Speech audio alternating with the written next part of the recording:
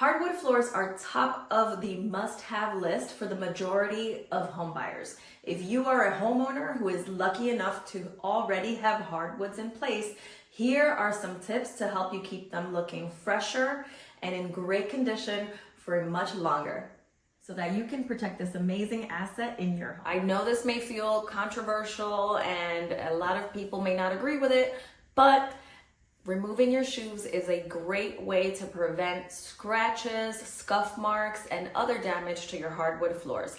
As it was explained to me by my flooring contractor, the treads in our shoes are an easy place where rocks and other debris can settle in our shoes and then damage the floors as we walk around the house.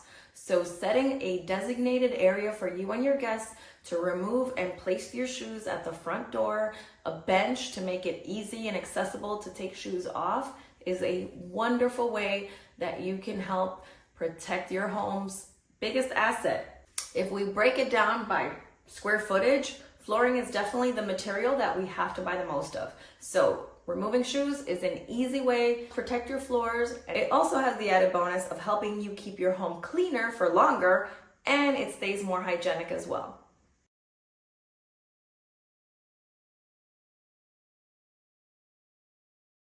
My second tip to help you protect your hardwoods is use area rugs. Area rugs are a great way to anchor spaces and create nice flow in your rooms. But they also give us the added benefit of protecting our hardwood floors in areas where there's heavy traffic, like here specifically in my living room, and other areas like dining rooms and kitchens. We use area rugs in our dining area to prevent the chairs from scratching the floors or any food from damaging our finishes. We also use area rugs at the entrance where we have our sliding glass doors. In addition, I highly recommend area rugs by your sink, because having water constantly splashing or maybe left on the floor for long periods of time will also cause great damage. Another important tip is make sure you get furniture pads. These felt bumpers are great. I use them on my chairs, so they slide in and out easily. I put them all over the place on any furniture, whether it gets moved on a daily basis or once every year.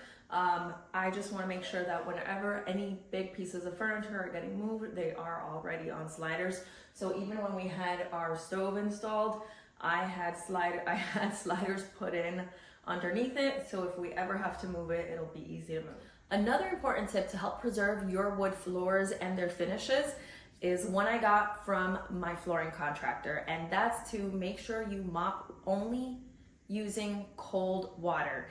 And for our floors, which are a white oak wood floor with a matte finish on top to seal the color, we have been recommended to only use cold water and a tiny bit of liquid dish soap.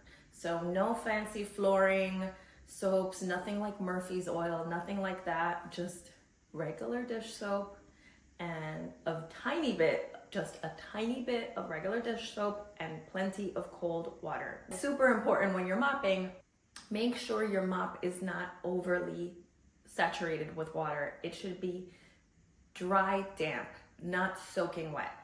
I know if you come from a household or a culture where you grew up or your ancestors grew up with tile or ceramic flooring, you may be used to using a lot of water to clean.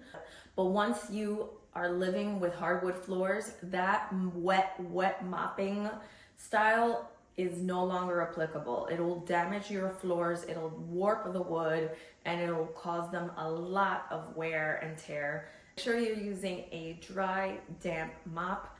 Nothing should be soaking wet. I really hope you found all of these tips helpful and that you'll put them into practice if you're not putting them into practice already.